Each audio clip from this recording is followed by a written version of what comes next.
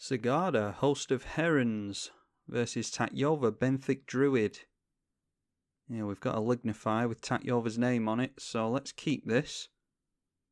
We can go in for Soul Ring. Yeah, we'll get Savannah and Soul Ring down so that the Sun Petal Grove can come in untapped.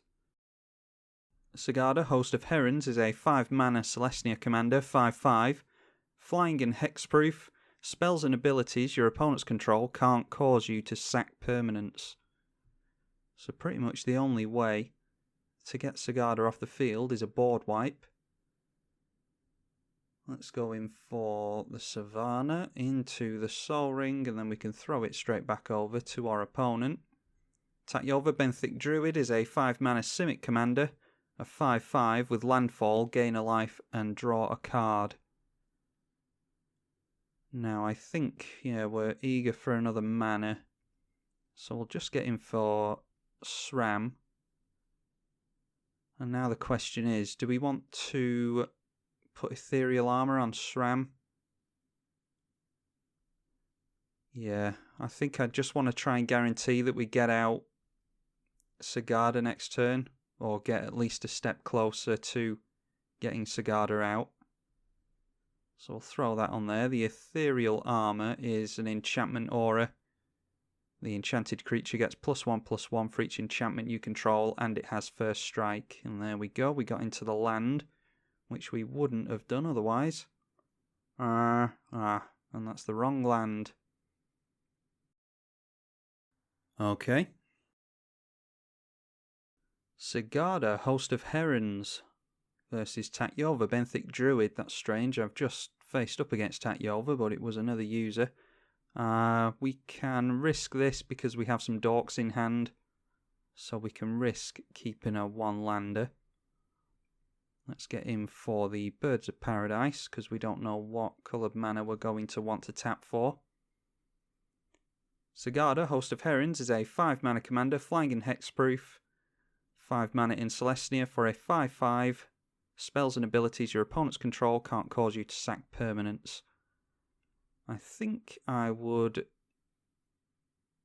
Yeah, I think I'll go in for the Mana Crypt, because I want to get down the Argothian Enchantress. Okay. Sigarda, host of Herons, versus Animar, Soul of Elements.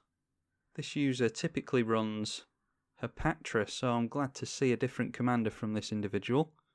We will keep that, because I like the Mana Vault and the Lignify in hand. We'll definitely Lignify Animar if we get half a chance. Let's go in for the Flooded Strand, and yeah, we can just get down a tap land with that. Yeah, I don't think I care about getting Mana Vault out too quickly. Sigarda, host of Herons, has flying and hexproof. It is a 5/5 for 5 mana in Celestia. And spells and abilities your opponent's control can't cause you to sack permanents. How about we just get down... Yeah, we could go for Kadama's Reach, but next turn we're online for a Sigarda if we get down the Mana Vault now.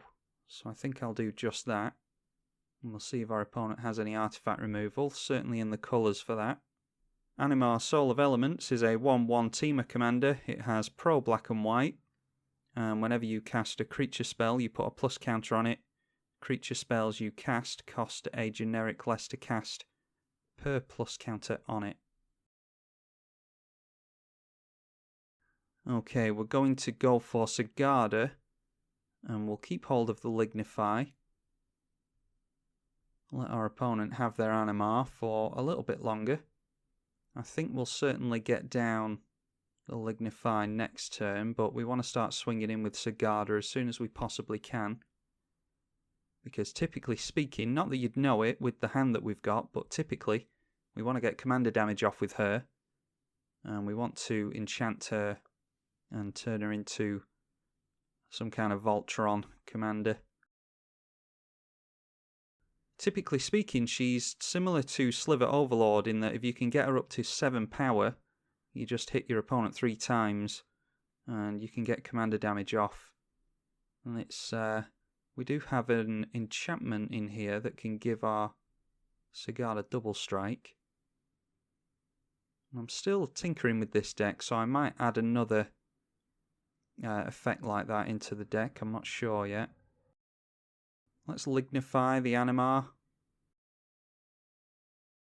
And we've got a storm rolling through the UK currently, and it's really blustery outside. I don't imagine you'll be able to hear that on the microphone, but it's blowing a gale outside.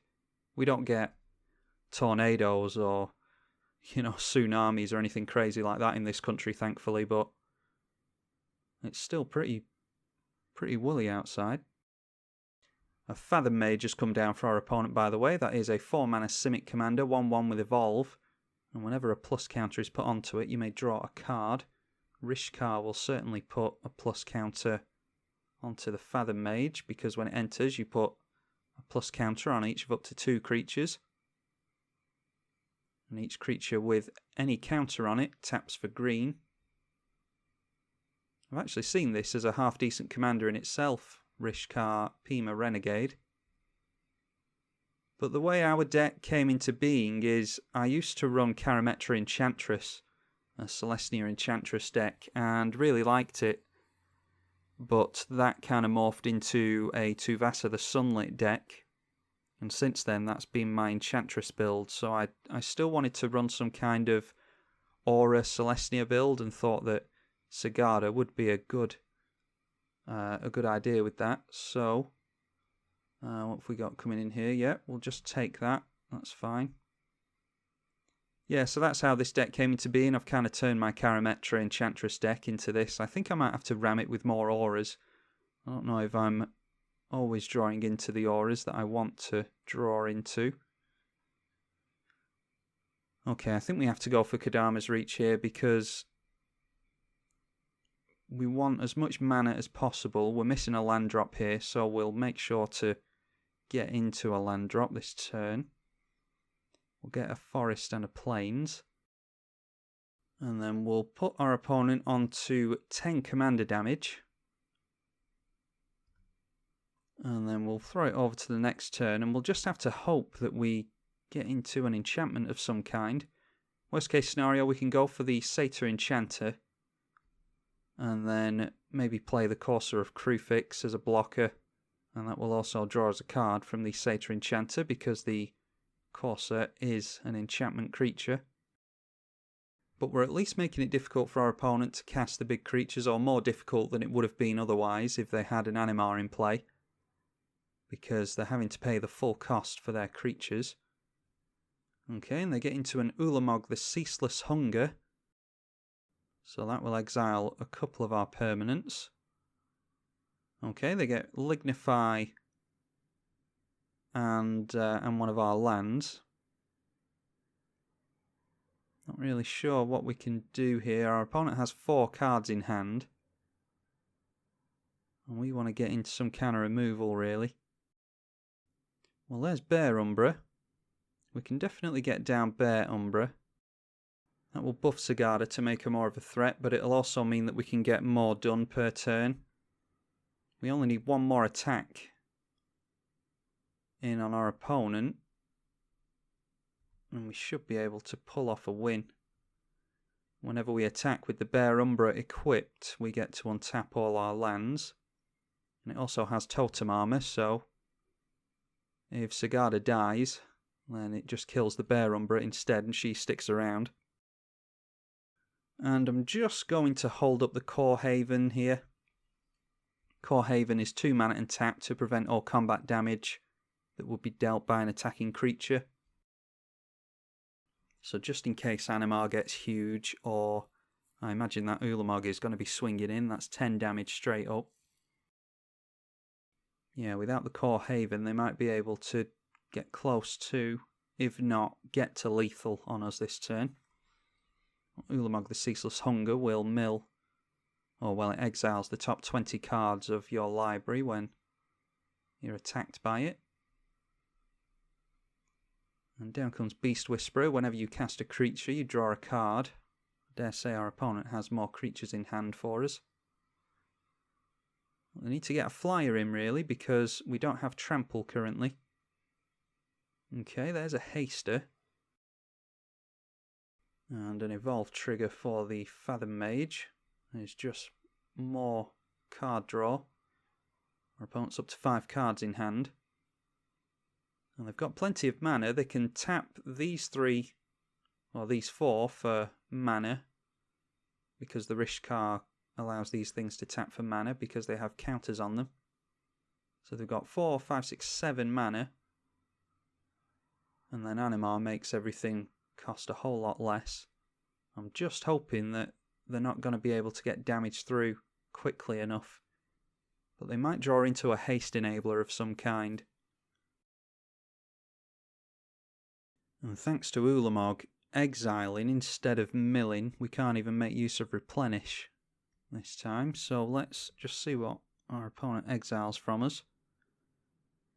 Out of curiosity, we've got Ethereal Armour. Heliod's Pilgrim is a useful card to draw into, so we don't have access to that anymore. We've got Swords. Skura Tribelder. Our Gothian Enchantress, one of our Enchantress creatures. SRAM.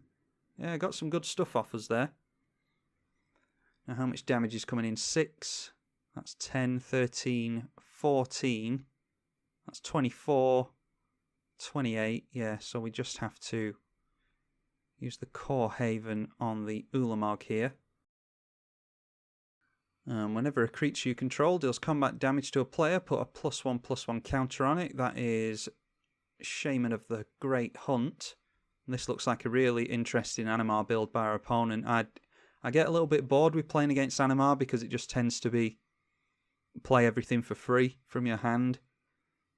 And yeah, it just gets a little bit boring, so I'm glad to see a more of a +1/+1 counter theme here. This looks much more interesting to me. Okay, we get into a land. I don't think we need to do any of this, but we'll just go for the Satyr Enchanter. Just in case our opponent has anything for us. I think they've got us next turn if they get rid of Sigarda anyway, but I'm not too sure how they're going to get rid of Sigarda. We draw into another Enchantress effect. So let's go into combat. We'll swing in with Sigarda. That will untap all of our lands. And there should be lethal combat damage on our opponent. Yep, and there we go. Our opponent got us down to 3, and they were definitely winning next turn because they can go wide on us, but luckily we can pretty consistently get commander damage off on our opponent, so that's the way we typically run Sigarda. We normally get commander damage off before we have our opponent's life total reach 0, but definitely a cool build of Animar. I'd be intrigued to play this deck again and see what it runs like, but being able to cheat out an Ulamog by getting lots of plus counters onto Animar is definitely something worth noting if any of you are after playing Animar. Anyway, that was Sigarda, host of Herons, an Aura's deck. Hope you all enjoyed it, and I will see you all in the next one. I'm tribalkai on the EDH channel. Thank you for watching.